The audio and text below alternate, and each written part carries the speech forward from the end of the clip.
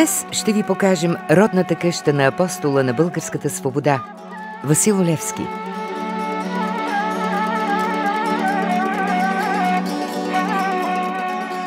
На 18 юли 1837 г. в Карлово се ражда Васил Иванов Кунчев.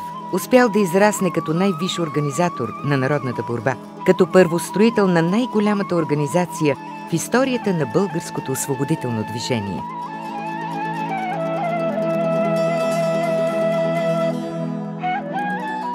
Родната къща на Васил Левски е строена още през 18 век.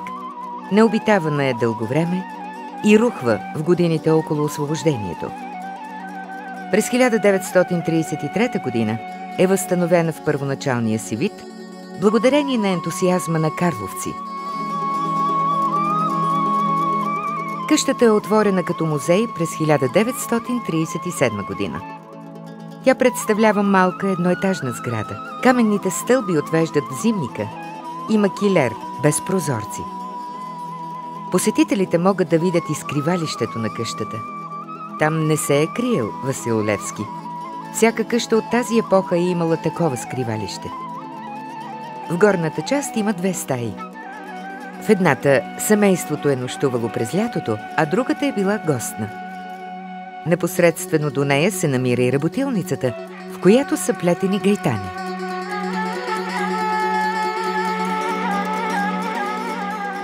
През 1935 г. непосредствено до музея е построена експозиционна зала, в която са показани произведения на изобразителното изкуство, които отразяват важни моменти от живота и делото на Левски. Също така може да видите вещи, документи, снимки на семейството на революционера, литературни творби на български и чужди автори, посветени на апостола. Част от материалите са дарени от родственици на Левски по линия на сестра му Яна. Тук могат да се видят още устава на Българския революционен централен комитет, униформата от първата българска легия, знамето на Карловския революционен комитет, основан от апостола през 1869 г.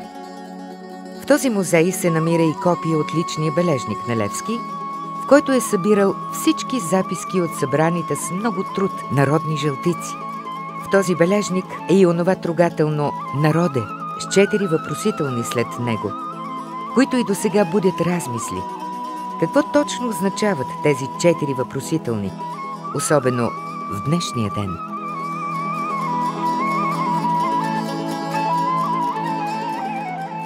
Разделяме се до следващия път, когато ще посетим друго интересно място.